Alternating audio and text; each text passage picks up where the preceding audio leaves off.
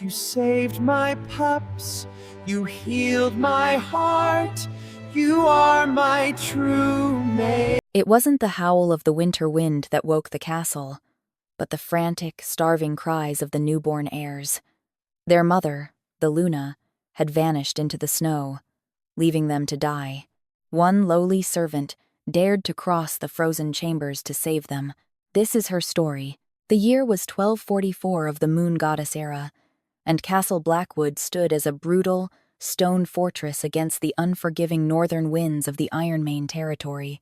King Silas, a fearsome alpha whose combat prowess had united the fractured western packs, was entirely absent. He was 300 miles south, waging a desperate, bloody campaign against the feral Blood Moon hordes to secure his people's borders. He had left his pregnant mate, Luna Vivienne, in the supposed safety of their ancestral stronghold. But Vivienne was not a woman built for the harsh realities of the north. Born to the wealthy, sun-drenched courts of the Sapphire Coast, she despised the perpetual cold, the smell of wet stone, and the rough-hewn manners of the Ironmane wolves. Most of all, she despised the burden of her pregnancy.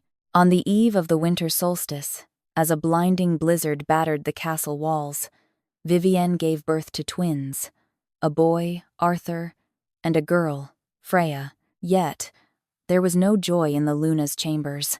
Less than 48 hours after the pups drew their first breath, Vivienne did the unthinkable. Under the cover of the storm, she gathered her finest furs, her jewels, and the remaining loyalty of her southern guards.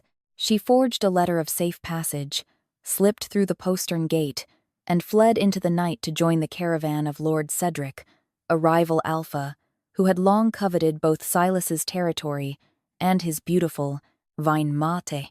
She did not take the pups. They were left in their velvet-lined bassinets, entirely alone in a freezing room as the hearth fire slowly burned out to white ash. By morning, the castle was in chaos. The head nurse, Lady Agatha, discovered the abandoned room, but Agatha was a bitter, calculating woman whose loyalties lay with the southern nobility, heavily bribed by Cedric's spies before they departed. Seeing an opportunity to cripple King Silas permanently, Agatha spread a vicious lie. She claimed the Luna had been kidnapped by rogues, and that the pups, born sickly and weak, were already succumbing to the winter fever. She ordered the nursery quarantined, effectively condemning the newborn heirs to freeze and starve to death under the guise of medical isolation. Enter Clara. Clara was an Omega, the lowest-ranking wolf in the castle, employed as a scullery maid and heavily disregarded by the higher-born courtiers. She was the daughter of Tobias, the old castle woodcutter who had died of a chest infection 2 winters prior. Clara was 20 years old, dressed in patched wool, her hands calloused from scrubbing iron pots and hauling ash.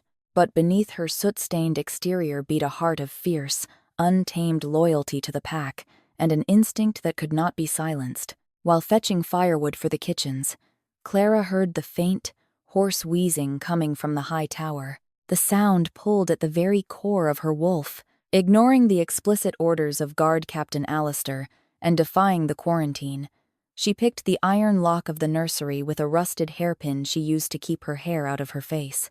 The sight that greeted her would haunt her nightmares for years. The royal nursery was like an icebox. The breath of the twin pups plumed in the freezing air, their tiny faces pale and blue. Arthur was barely moving, while Freya let out pitiful, broken whimpers. Clara did not hesitate. Knowing she would be flogged or even executed for touching the royal heirs, she stripped off her thick wool cloak, wrapped both pups against her bare chest to transfer her body heat, and smuggled them down the servants' stairwell. She hid them in the cramped, drafty storage cellar beneath the kitchens, behind barrels of salted pork and sacks of winter wheat. For the first terrifying week, Clara barely slept. She spent her meager copper savings bribing Peter, the surly village goat herd, for fresh milk, sneaking out into the snow at dawn. She boiled the milk over a stolen brazier, feeding the frantic newborns drop by drop using a piece of clean linen soaked in the warm liquid. When the pups developed a rattling cough, Clara risked her life foraging in the wolf's wood. She dug through 3 feet of snow to find dormant kingsfoil and winter mint roots, brewing a pungent tea that she mixed with the milk. She sang to them in low, rumbling tones, the ancient lullabies her father had taught her, wrapping her omega aura around them like a protective shield. Upstairs, the court moved on. Agatha sent a dark raven to the southern front, delivering a devastating message to King Silas. "Your Luna has been taken by rogues. The heirs have perished from the fever. We mourn." Down in the cellar, hidden from the treacherous politics of the nobility, life stubbornly clung on. Clara became their mother, their protector, and their entire world. She watched in exhausted awe as Arthur's eyes opened to reveal the striking, icy blue of his father, and Freya's tufts of hair grew in a soft, silvery white. As the months bled from brutal winter into the muddy thaw of spring, the pups grew strong, fat, and deeply bonded to the lowly scullery maid who had bled and starved to keep them alive. Clara knew she was living on borrowed time. She knew that eventually, the king would return, and she knew that when an alpha king finds an omega hoarding his supposedly dead children, the punishment is usually swift, bloody, and absolute. 3 months after the winter solstice, the great iron gates of Castle Blackwood shrieked open. King Silas had returned. He rode at the head of a battered, exhausted army. His armor was dented and crusted with dried blood. A vicious, jagged scar ran from his left temple down to his jawbone, a souvenir from a blood moon alpha he had slaughtered. But the physical wounds were nothing compared to the aura of devastating grief that suffocated him. He had fought a war for his people, only to return to a home completely emptied of his future. Silas dismounted his warhorse, his presence causing the courtiers to drop to their knees in trembling submission. His eyes were dead, devoid of the golden alpha spark that usually commanded the room. "Show me their tombs," Silas growled, his voice like grinding stones. Lady Agatha, masking her treacherous heart with a veil of performative mourning, stepped forward. "My king." The ground was too frozen to dig. "We sealed them in the crypts beneath the sept. It is a grim sight. You should rest." "I did not ask for your counsel, Agatha." "I asked for my children," Silas snarled, shoving past her. As the royal procession moved toward the crypts, the tension in the castle was thick enough to choke on. Clara, scrubbing the flagstones in the lower bailey, felt the oppressive weight of the alpha's grief pressing down on her shoulders. The pups were currently hidden in an abandoned weaver's hut on the edge of the castle grounds, guarded by Beatrice, the head cook, who Clara had eventually been forced to trust with her secret. Silas stood before the cold stone tombs Agatha had erected. As he placed a heavy, gauntleted hand on the marble, his wolf paced restlessly in his mind. Something was wrong. The air here smelled of stale dust and damp earth, but it lacked the hollow, lingering scent of death that usually clung to a crypt. Before Silas could interrogate Agatha further, the castle was plunged into chaos. The treachery of Vivienne and Lord Cedric had not ended with her departure. Cedric knew that a grieving Silas was a vulnerable Silas. Using the blueprints Vivienne had provided, and relying on Agatha to leave the western postern gate unlatched, a highly trained unit of Cedric's mercenary assassins infiltrated Castle Blackwood under the cloak of twilight. The attack was swift and brutal. Screams erupted from the courtyard. Alarms rang out, shattering the mourning silence. Silas, his combat instincts instantly overriding his grief, drew his broadsword and charged back toward the bailey, his loyal guards rallying behind him. But the assassins weren't just aiming for the king. Agatha, realizing that Silas might eventually discover the empty tombs, had directed a splinter group of mercenaries toward the lower grounds to eliminate any loose ends specifically. The rumors she had recently heard of a scullery maid hiding something in the weaver's hut. Clara was halfway across the courtyard when she saw 3 massive, heavily armed rogues break away from the main fray and sprint toward the weaver's hut. Her blood ran ice cold. Arthur.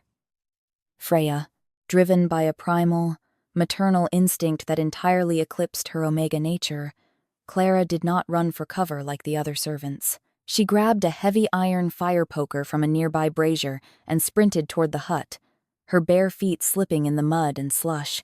She reached the doorway just as the first mercenary kicked it in, sending the heavy oak crashing inward. "Cook," Beatrice screamed, cowering in the corner over the woven basket that held the twins. Well, the rogue sneered, unsheathing a serrated dagger. Looks like the rumors of the little rat's surviving were true. Clara stepped into the doorway, her small frame blocking their path. She raised iron poker, her hands shaking violently, but her jaw set like stone. "You will not touch them," she hissed, her eyes flashing with a sudden, uncharacteristic golden dominance. The rogue laughed, a cruel, guttural sound, and lunged. Clara swung the heavy iron with all her might, cracking the man across the jaw. He stumbled back, spitting blood, his eyes widening in shock that a mere omega had struck him.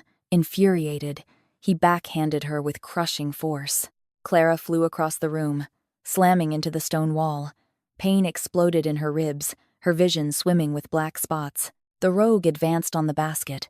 The pups began to wail a high, piercing sound that cut through the sounds of battle outside. "No!"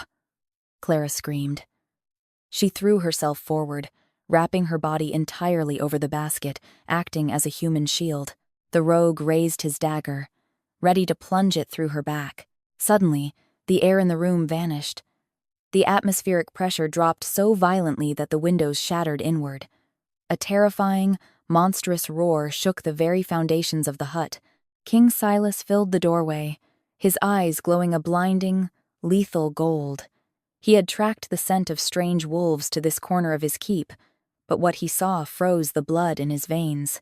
An assassin standing over a bleeding servant girl, and, beneath her, the unmistakable, frantic cries of his own bloodline. In a blur of motion, Silas crossed the room. He didn't just kill the mercenary, he dismantled him, tearing the rogue's throat out before the man could even swing his blade. The other two assassins, rushing in from behind, were met by Guard Captain Alistair and Silas's men, cut down in seconds. The room fell dead silent, save for the heavy, ragged breathing of the Alpha King and the whimpers of the infants. Silas dropped his bloodied sword. He fell to his knees beside the girl who was curled into a protective ball. She was battered, bleeding from a gash on her forehead, her breathing shallow. "Let me see them," Silas whispered, his voice trembling, breaking completely.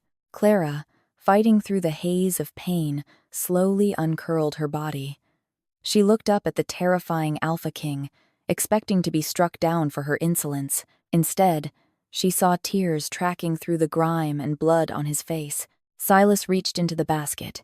He pulled out Arthur, then Freya, cradling them against his massive chest. They were healthy. They were warm. They smelled of goat's milk, wild herbs, and her. Silas turned his gaze to Clara. For the first time, he truly looked at her. As he breathed in, the scent of the room hit him copper from the blood, the damp wood of the hut, and beneath it all, a rich, intoxicating aroma of rain-soaked earth and cedarwood. It was a scent that bypassed his logic and struck directly at his soul. His wolf howled in his mind, slamming against his ribs.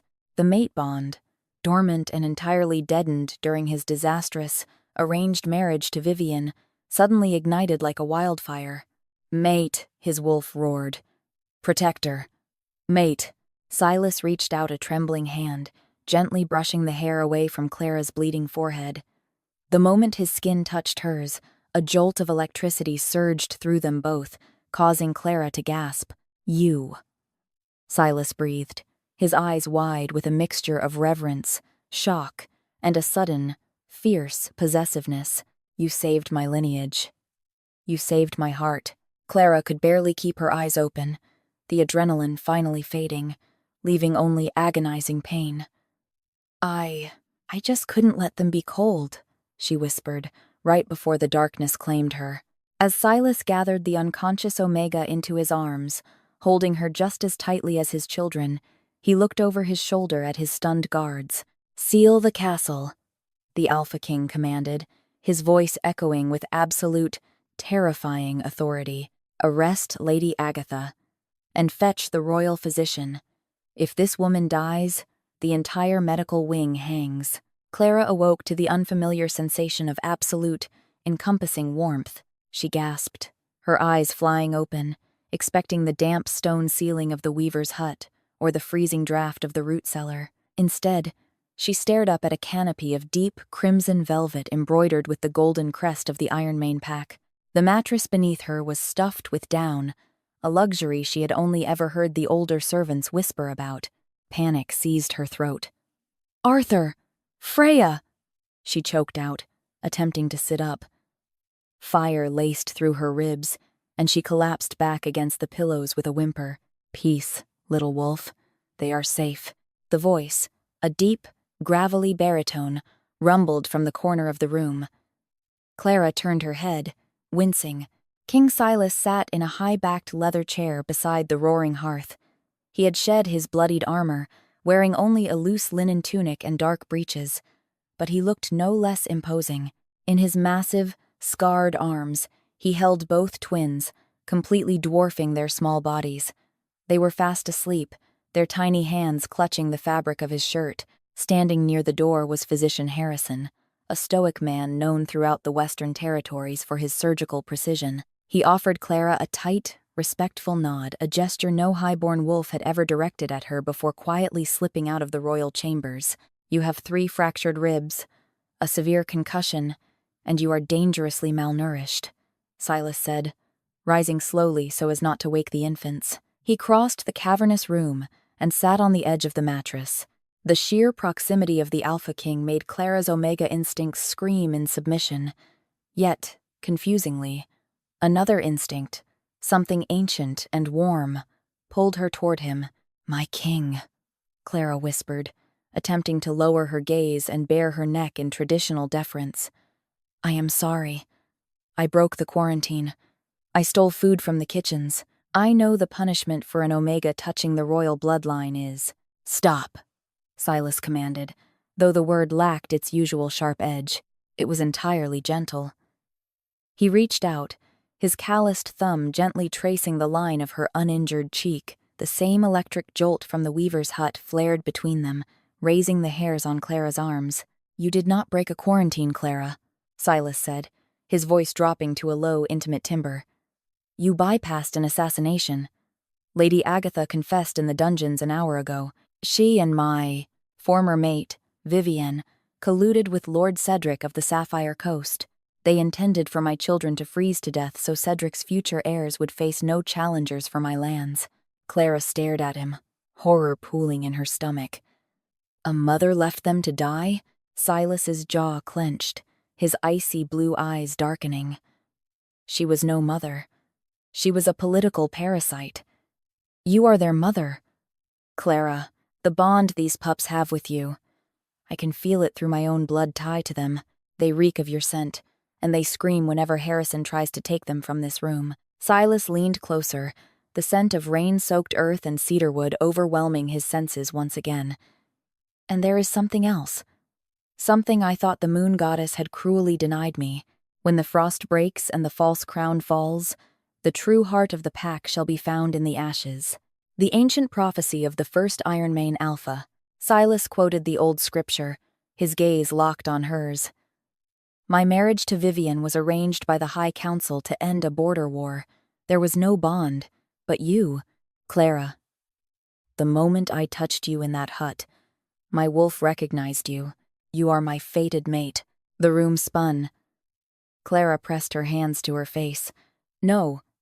No, my king. That is impossible. I am a scullery maid. I am an Omega, the lowest of the low. The Council of Elders will never accept me. Lord Reginald and Lady Margaret would sooner see the castle burn than kneel to an Omega Luna. Let them burn."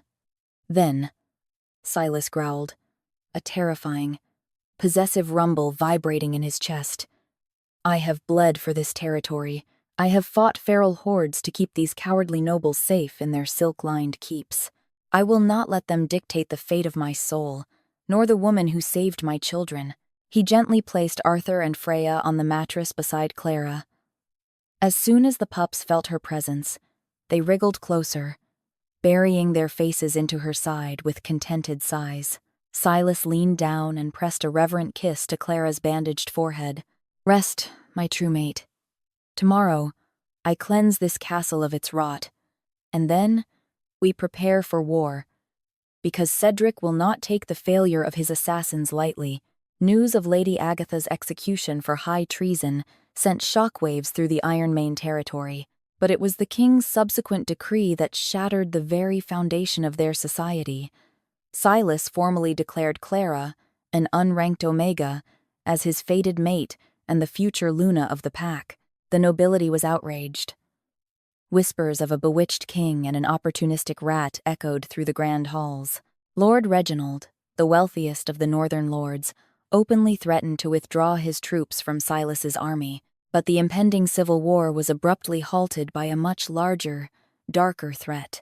Exactly 1 month after Silas's return, the warning horns of the southern watchtowers blew a frantic, terrifying rhythm. Lord Cedric had marched on Castle Blackwood. He brought with him a massive army of heavily armored mercenaries, and riding beside him on a white palfrey was Vivienne. Cedric's forces set up a siege line just beyond the tree line. Under the strict laws of the old code, Cedric demanded a parley at the castle gates. Silas rode out on his black warhorse, clad in heavy chainmail, his broadsword strapped to his back. To the absolute horror of the watching nobility, he did not ride out alone. Clara rode beside him on a gentle roan mare. She wore a gown of deep sapphire and silver, a thick fur cloak draped over her shoulders. She was terrified, her hands shaking on the leather reins, but she kept her chin held high, fiercely guarding the carriage behind them that held the royal twins. Cedric sneered as they approached. He was a handsome man, but his features were sharp and cruel. Beside him, Vivienne looked every bit the radiant, untouchable southern queen. "Silas," Cedric called out, his voice dripping with condescension. "I see you survived the Blood Moon hordes. A pity. It would have saved us all this unpleasantness." "State your business, Cedric, before I mount your head on my battlements," Silas replied, his alpha aura flaring so violently that Cedric's horse danced back in panic. Vivienne spurred her horse forward. "I have come for my children, Silas," she declared smoothly, projecting her voice so the Ironmane soldiers on the walls could hear. "You went mad with war. You locked me out of the castle in a blizzard and stole my pups. The High Council of the Southern Coasts has granted me full custody. Hand them over, and Cedric will spare your miserable fortress." It was a brilliant, wicked lie. By painting Silas as a mad tyrant, Vivienne gave Cedric the legal pretext to conquer the territory under the guise of rescuing the heirs. Silas let out a dark, booming laugh. "You abandoned them to the frost, you treacherous coward, and now you want them back to legitimize Cedric's claim to my throne?" Vivienne's eyes flashed with anger. She dismounted and walked toward the carriage, unleashing her Luna command, a psychic weight designed to force submission from younger wolves. "Arthur! Freya! Come to your mother!" Inside the carriage, the pups began to wail in distress, but they did not move toward the door. They shrank back. Clara could not watch any longer. Slipping off her horse, she stepped between Vivienne and the carriage. "Get out of my way, servant," Vivienne hissed, her eyes glowing with alpha-blooded fury. "You are an Omega. You are dirt beneath my boots." Vivienne shoved her Luna aura entirely onto Clara, expecting the smaller woman to drop to her knees and expose her throat. But Clara did not fall, driven by the primal need to protect the pups. Clara's suppressed wolf surged to the surface. It wasn't the aggressive, dominating force of an alpha. It was something rarer, something the history books called the empathic shield. A brilliant, pure white aura erupted from Clara, washing over the courtyard. It was heavy, warm, and entirely suffocating to malevolence. Vivienne gasped, stumbling backward as her own dark aura was effortlessly repelled and shattered by Clara's overwhelming protective light. The Ironmane soldiers on the walls, feeling the profound, maternal warmth of Clara's power, instinctively bowed their heads. "They are not yours," Clara said, her voice ringing clear and steady across the frozen mud. "You gave up your right to them the moment you walked into the snow. They are Ironmane, and I will die before I let you use them." Silas dismounted, his chest swelling with immense pride. He stepped past Clara, drawing his broadsword, the steel singing in the crisp air. "The deception ends here, Cedric, Silas roared. I invoke the right of blood and earth. Single combat, your life for your army's retreat, and the permanent severance of this woman's ties to my lands. Cedric paled. He was a tactician, a politician, not a frontline warrior like Silas, but to refuse a blood challenge in front of his own army would strip him of his alpha status instantly. Trembling, Cedric drew his own blade and dismounted. The duel was not a fight. It was an execution. It lasted less than 3 minutes. Silas fought with the pent-up fury of a betrayed mate and a father who had almost lost everything. He parried Cedric's desperate strikes with contemptuous ease, finally shattering Cedric's sword with a devastating overhead blow. Silas kicked the Southern Alpha to his knees, pressing the edge of his blade against Cedric's throat. "Yield!" Silas growled, his eyes bleeding gold. "I yield!" Cedric shrieked, dropping his broken hilt. Silas sneered in disgust. He did not kill him. Instead, he struck Cedric across the face with the heavy pommel of his sword, permanently breaking the Alpha's jaw and shattering his fangs, an irreversible mark of defeat and submission in the wolf world. Vivian screamed, turning to her southern guards to command them to attack, but the mercenaries, seeing their employer broken and sensing the overwhelming, united power of Silas and Clara's combined auras, lowered their weapons and began to retreat. Vivian was left standing alone in the mud, abandoned by the very forces she had sold her soul to command. Silas turned his back on them. He walked over to Clara, who was trembling, her glowing white aura slowly fading back into her skin. Right there, in the blood-stained snow of the courtyard, King Silas dropped to one knee before the scullery maid.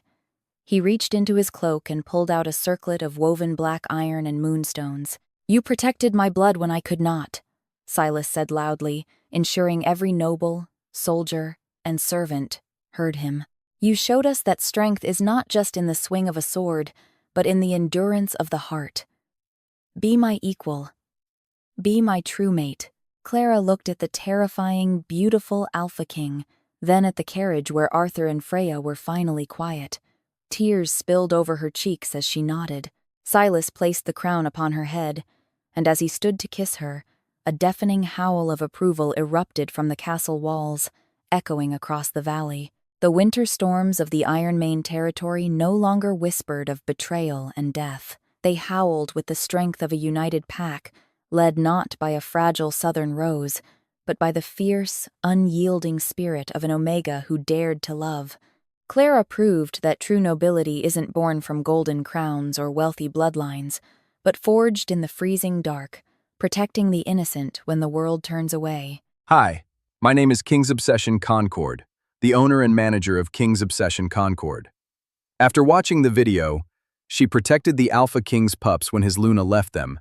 Now he names her his true mate. I'd really like to know what you think. How did this story make you feel? What touched me most in this story was the quiet loyalty and care shown during a time when the pups needed someone the most. Sometimes love doesn't begin with grand promises or destiny right away, but through small acts of protection, patience, and kindness. I think that's what gave this story its emotional weight. The Alpha King didn't just see someone helping his family. He saw someone who stayed when others walked away. Do you think true bonds are built more through actions than words? And if you were in the Alpha King's position, would loyalty matter more to you than history or status? Stories like this remind me that the people who stand beside us during difficult moments often reveal their true hearts without even trying. If this story stayed with you after watching, I'd love to hear your thoughts in the comments. And if you enjoy emotional Alpha King stories like this, feel free to like and subscribe for more whenever you'd like.